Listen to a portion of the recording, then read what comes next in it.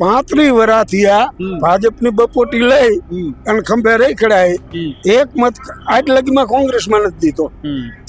દુઃખની વાત ઈ હે કે આટલું કરતા છતાંય ખેડૂતનો અવાજ ન સાંભળે પછી કરવાનું શું?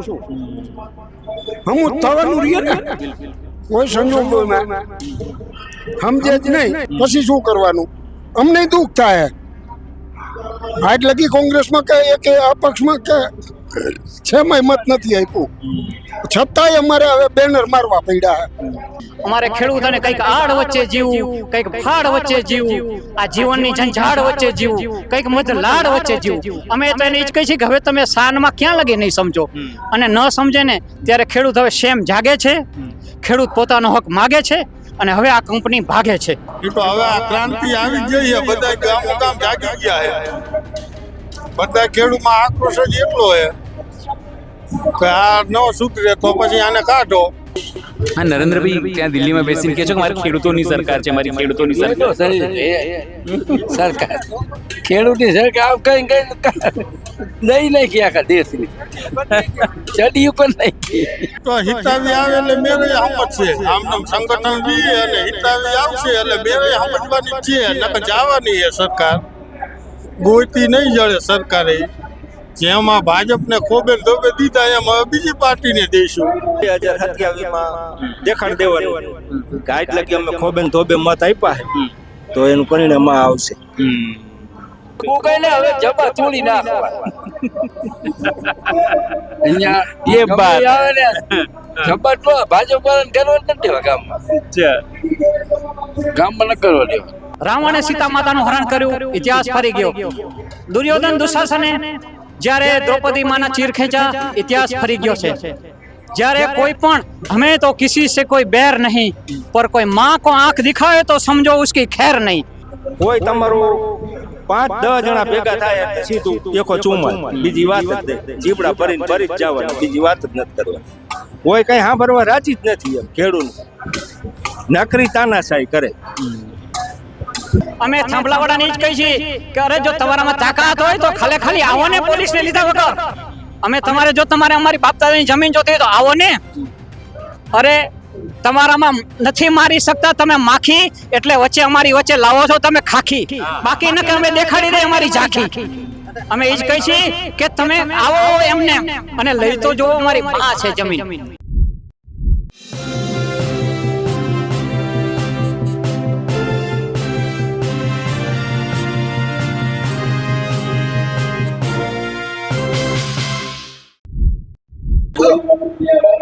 જે રીતે થાંભલા નાખવાને લઈને વિવાદ થયો છે, ખેડૂતો આંદોલનરત છે. આંદોલનમાં શું છે તો એમની માંગ છે કે એમને યોગ્ય વળતર અપાય, અને એટલા માટે જ આપણે અત્યારે જેતપર છે ને ખેડૂતો આવ્યા છે. શું નામ છે આપનું? રામેશ્વરભાઈ. અચ્છા, ક્યાંથી આવ્યા છો? કયા ગામથી આવ્યા છો? ગામ કે જીકી હરીથી આવી. અચ્છા, તમારે ત્યાં આવે થાંભલા? થાંભલા આવે બહાર થાંભલા આવે છે? બહાર આવે. કેટલું નુકસાન છે? નુકસાન એટલે જાજુ. અચ્છા, હવે મળ્યો કરોડ અબજો રૂપિયા થઈને ખેતરની જમીન અત્યારે મળ્યું 30 લાખ, પછી થાંભલો 10 લાખ રૂપિયા જ કીએ. શું કરવાનું ખેડૂતને? નુકસાન તો થાય જ ને. થાંભલા આવે, તાર આવે, કોઈ મજૂરી નથી રહેતા. પછી વાડીમાં આપણે કામ કરવું, થાંભલા તાર નીકળ્યો હોય, બોલ આખી વાડી હું શું કરવાનું? મજૂર ના પાડે. મજૂર એમ કે તાર નીકળતી ખેતર અમારે ભાગવું નથી રાખવું. અહીંયા ઝટકા આવે નહીં આવે. મજૂર ના પાડે એટલે હવે અમારા વીજપોલ જ નથી જોતા, ગમે એટલું વળતર દઈએ. મજૂર રેવા જ નથી રાજી. જ્યાં તાર નહીં આવે. સાહેબ, 2 મહિનાથી તમે લોકો આંદોલન કરો છો, તમે વાત સમજાવો છો, તો કેમ લાગે સરકાર કેમ નથી સમજી રહી તમારી વાત? એ તો હિતાવી આવે એટલે મેરે હમત છે. આમનામ સંગઠન બી અને હિતાવી આવશે એટલે મેરે સમજવાની છે, નકર જવાની છે સરકાર. ગોઈતી નહીં જડે સરકારે. જેમાં ભાજપને ખોબે ધોબે દીધા એમ હવે બીજી પાર્ટીને દઈશું. અમારી માંગ પૂરી નહીં કરે.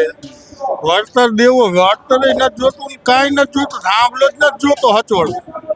જમીનની કિંમત હોય જાય ને એમાં કોઈ મજૂર ખેતી કરવા નથી રાજી.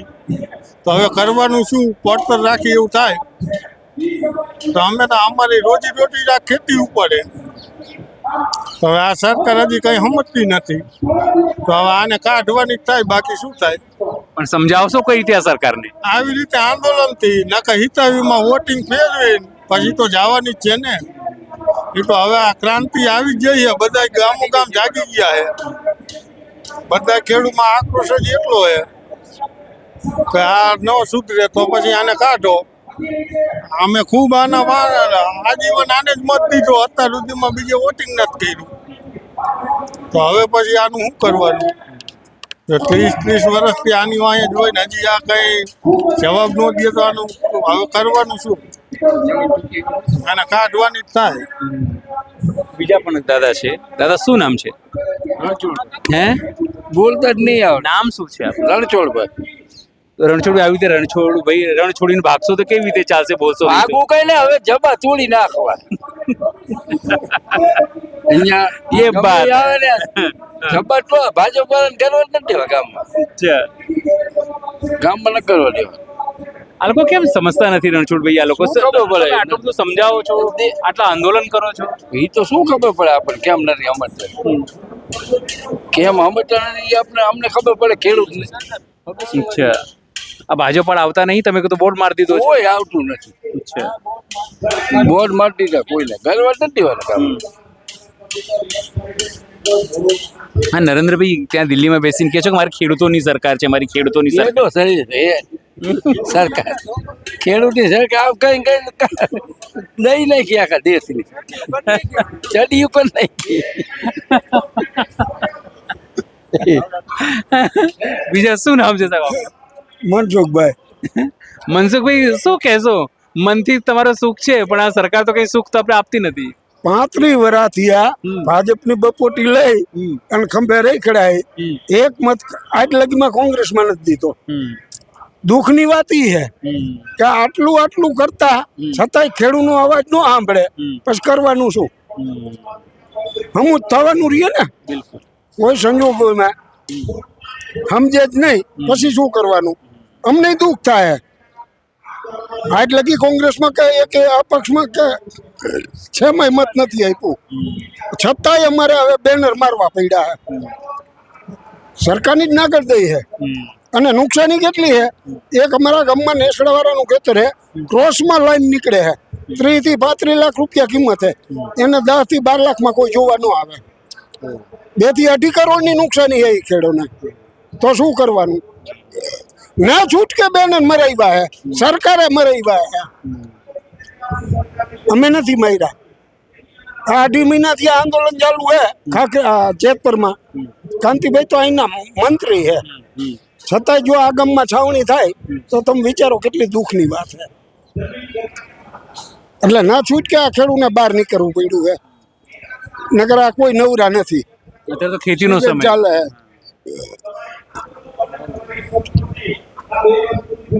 શું નામ છે આપનું? રસિકભાઈ. રસિકભાઈ, શું કરશો? સરકાર તો કોઈ રસ નહીં આપી રહી, તમારા લોકોમાં રસ નથી લઈ રહી. આ રીતે આંદોલન ચાલુ રાખવાનું છે. 2027માં દેખાડ દેવાનું છે કે આજ લગી અમે ખોબેન ધોબે મત આપ્યા છે, તો એનું પરિણામ આ આવશે. બહુ નારાજ છો? નારાજ તો હોય જ ને. આ જ્યાંથી મતદાન ચાલુ કર્યું ત્યાંથી અમે ભાજપને જ મતદાન કર્યું, કોંગ્રેસને કે આમ આદમીને કોઈને અમે મત આપ્યો નથી, બરોબર? તો અમે ખોબેન ધોબે બહુમતીથી જીતાયા, તો અત્યારે ખેડૂતને જરૂર છે. તો હચોડા એક કોઈ ધારાસભ્ય કે કોઈ તલાટી કોઈ સંસદ સભ્ય કોઈ અમારું સાંભળવા જ રાજી નથી. એટલે આક્રોશ જ એટલો છે પબ્લિકમાં કે ખોબેન ધોબે દીધા છે ને આ તો માથે ચડતા જાય. તો પછી હવે શું? આ રીતે 2027 લગી આંદોલન ચાલુ રાખવાનું છે. આવતી વખતે વોટિંગ ફેરવી નાખવાનું. કોઈ પણ પાર્ટીને અમે મત આપશું, ભાજપને નહીં. બહિષ્કાર જ કરવાનો, ગરવા જ નથી દેવાના ભાજપ વાળાને ગામમાં. પણ આ લોકો તો પોલીસ લઈને આવે છે ઘણી વખત. પોલીસ લઈને આવે તો 144 લગાડવી, એ લગાડે છે ને 144, હવે અમારે લગાડવી, ગામ આખું ભેગું થાય. ગાંધીનગર તમે આવી રહ્યા હતા ને અમે હતા, બરોબર? તો ગાંધીનગર પૂરે પહોંચવા ન દીધા, એટલે લાકડી નાગાઈ કરવી. કોઈ તમારું 5-10 જણા ભેગા થાય એટલે સીધું 144, બીજી વાત જ નહીં. જીબડા ભરી જ જવાના, બીજી વાત જ નથી કરવાની. કોઈ કઈ સાંભળવા રાજી જ નથી. એમ ખેડૂત નકરી તાનાશાહી કરે. તો બીજા પણ દીપકભાઈ છે, આપણે દીપકભાઈ જોડે બી વાત કરી લઈશું. એક મિનિટ. દીપકભાઈ શું કહેશો, આ ખેડૂતોને આટલી બધી પીડા છે, તમે પણ અહીંયા આવો છો, તમારે ત્યાં આપણી ગેસ પાઇપલાઇનની તમામ મુશ્કેલી છે, શું લાગે છે સરકાર કેમ નથી સાંભળ્યું? શું આ લોકો ખેડૂતોની તપસ્યામાં કંઈ ખામી છે? કારણ કે ઝેન્જીઓ તો દેખાડી દીધું, ખેડૂતો હજી દેખાડવાનું બાકી છે. જેને અમે અંગત માગ્યા એ મહિના હતા એ જ ફરાયા નીકળ્યા, જેને ઉમરા મહિના એ સીમાડા નીકળ્યા. અમને એમ હતું કે અમારા અંગત છે, અમારા ગુજરાતના છે, અમારી પીડા સમજ છે. અમને એમ હતું કે અમને ડબલ પાક વીમો આપશે તો પાક વીમો બંધ કર્યો, અને બીજે બધે પાક વીમા ચાલુ છે ને અમારા ખેડૂત ઉપર અત્યાચાર. પછી અમારે જ્યારે બધે બહેનોને 10-10 હજાર બિહારમાં આપ્યા, લાડલી બહેનો યોજના, એટલે અમે બહુ રાજી થયા કે અમારી ગુજરાતની બહેનોને આપશે, અમારી માતા બહેનોને, એને બદલે આપ્યા તો નહીં પણ માયરા. એટલે આ જે પીડા છે ને અમને, અને અમે જે અમારી માની આંખ જે જોઈ છે ને, અમારી મા બહેનની આંખ, એમાં જે આક્રોશ છે ને એ આ વખતે જ્યારે મા બહેન ઉપર કંઈ પણ અત્યાચાર થયો ત્યારે ઇતિહાસ ફરી ગયા છે. એક તમે ઇતિહાસ જોજો, રાવણે સીતા માતાનું હરણ કર્યું, ઇતિહાસ ફરી ગયો. દુર્યોધન દુશાસને જ્યારે દ્રૌપદી માના ચીર ખેંચ્યા, ઇતિહાસ ફરી ગયો છે. જ્યારે કોઈ પણ હमें तो किसी से कोई बैर नहीं, पर कोई माँ को आंख दिखाए तो समझो उसकी खैर नहीं. આ ગુજરાત સાધુ સંતોની ભૂમિ છે, આ જોગી સતી યોગીની ભૂમિ છે. અહીં જો મા બેન ઉપર તો કોઈ દી આનું બાળક એટલો નથી કે સહન કરી શકે. અને ખેડૂત હવે બહુ થાકી ગયો છે. એ ખેડૂત હવે એ જ કે છે કે અહીં આના નાના ઉદ્યોગવાળા જ્યારે આ વરસાદ આવે ત્યારે કેમિકલ વાળું પાણી છોડે છે, ખેતીને બરબાદ કરે છે. એટલે ખબર છે ખેતી કાંઈ નહીં થાય તો ખેડૂત વેચશે. અને ખેડૂત પાસે એક જમીનનો ટુકડો છે ને, અને ગામમાં ત્યાં લગી જ ખેડૂત હસ્તી છે, નકા અમારો ખેડૂત પસ્તી છે. જ્યાં લગી એક ગામમાં એનું મકાન છે અને જમીન છે ને, ત્યાં લગી જ અમારો ખેડૂત હસ્તી છે. એટલે ખેડૂત કહે છે કે અમે હસ્તી છે, અમારા બાપ દાદાની મળી છે તો અમને હસ્તી જ રહેવા દો. આ અમારી કર્મભૂમિ છે, આ અમારી જન્મભૂમિ છે. એ અમારે બાકી અમારે મજૂરી અમારા બાળકો કરે એ નથી. એટલે ખેડૂત ગુજરાતનો સેમ જાગ્યો છે, અને વર્ષ લગી કરવું પડશે ને તો આંદોલન જેમ પંજાબ જેમ શીખો છે. તમે જોવો છો કે 2.5 મહિનાથી હાલે છે. અને આપે તો ખુદ અમારો અવાજ એટલો, અમે તો આપણો તમારો જેટલો આભાર માની એટલો ઓછો છે. અમે તો બધાને એમ કહીએ કે તમે ગુજરાતના રવીશ કુમાર છો, અમારો અવાજ સાંભળો છો. કે જ્યારે અમારે કોઈ અવાજ અમારો નહોતો સાંભળતું, અમારો અવાજ દબાઈ ગયો તો અમારી પીડા કોઈ નથી સાંભળતું. જ્યારે અમારે ગઈ વખતે જ્યારે પાછળનો વરસાદ થયો ને અમે મગફળીને વીણતા હતા, ઝાલતા હતા, ત્યારે તમે આવી અને અમારી પીડા દેખાડી. અને આ વખતે પણ હજી તમે જોવો છો કે હજી લગી અમારે વરસાદ નથી. જે અમારી દુઃખમાં દર્દ છે, અમારી જે હાથમાં ઢાલ હતી, પાક વીમો આવું થાય ત્યારે મળતો, એ પાક વીમો છેલ્લે આ વખતે પણ અમારે તો પૈડા ઉપર પાટું છે, નુકસાન ઉપર. અમારે ખેડૂતોને કંઈક આડ વચ્ચે જીવવું, કંઈક ફાડ વચ્ચે જીવવું, આ જીવનની ઝંઝાળ વચ્ચે જીવવું, કંઈક મધ લાડ વચ્ચે જીવવું. અમે તો એને જ કહીએ છીએ કે હવે તમે સાનમાં ક્યાં લગી નહીં સમજો. અને ન સમજે ને ત્યારે ખેડૂત હવે શેમ જાગે છે, ખેડૂત પોતાનો હક માગે છે, અને હવે આ કંપની ભાગે છે. ખેડૂત એ જ કહે છે કે હવે તમે અમારી ખેડૂતોની વાત જ નહીં સાંભળવાની. તો ખેડૂતોની કેમ ખેડૂત મનની વાત નહીં કરવાની? બધાની મનની વાત સાંભળે તો ખેડૂતોની શું કોઈ મનની વાત જ નથી? ખેડૂત એ જ કહે છે કે અમે તો બધાને આપવાવાળા છીએ, ખેડૂત લેવાવાળો નથી. જગતનો તાત કાયમ જય જવાન જય કિસાન બે રહ્યા છે. અને અમને એવું કર્યું છે કે અંદરો અંદર જેની અમારા જ ભાઈઓ જે જય જવાન જય જવાન જય કિસાનનો નારો છે, પોલીસ સામે અમને લડાવી માર્યા છે. અમે થાંભલાવાળાને જ કહી છીએ કે અરે જો તમારામાં તાકાત હોય તો ખાલી આવો ને, પોલીસને લીધા વગર. જો તમારે અમારી બાપ દાદાની જમીન જોતી હોય તો આવો ને. અરે તમારામાં નથી મારી શકતા તમે માખી, એટલે અમારી વચ્ચે લાવો છો તમે ખાખી. બાકી ન કે અમે દેખાડી દઈએ અમારી ઝાંખી. અમે એ જ કહી છીએ કે તમે આવો એમને, અને લઈ તો જોવો અમારી માં છે જમીન. તમે જે અમારી નદીને અમારી આગળથી છીનવી લીધી, ગાય માતાને છીનવી લીધી, અને એક જમીનનો ટુકડો છે અમારી માતાને. તો ગુજરાતનો ખેડૂત એટલો બધો તો નથી કે મા ઉપર અત્યાચાર, એટલો ગુજરાતનો ખેડૂત નથી. એટલે ગુજરાતનો ખેડૂત તમે જો છો બધે ગામ આખું ગુજરાત જાગ્યું છે, ગુજરાત આખું જાગી ગયું છે. અને એનો અમે સંપૂર્ણ જય જેતપરને છે. જેતપર અને કોંઢના ખેડૂતો બે પહેલા લડાઈ લીધી. કોંઢના અને જેતપરના 2 ખેડૂતો પહેલા સામે હાલ્યા. નકર કાયમ ખેડૂતો ડર જે આવે તો વિખાઈ જવાનું. 10 દિવસમાં આંદોલન, કેમ કે 10 વર્ષથી ખેડૂતોનો અવાજ કચડાઈ ગયો છે. ખેડૂત એ જ કહે છે કે હવે ક્યાં લગી તઈને સાંભળો, ક્યાં લગી તમે? તો તમે અમને પાક વીમો બંધ કરી દો, અમને પાણી ન આપો, અમને પોષણ ભાવ ન આપો. અમારા જીરાના 14 હોય તો તમે 4000 કરો તોય અમે સહન કરી લઈએ.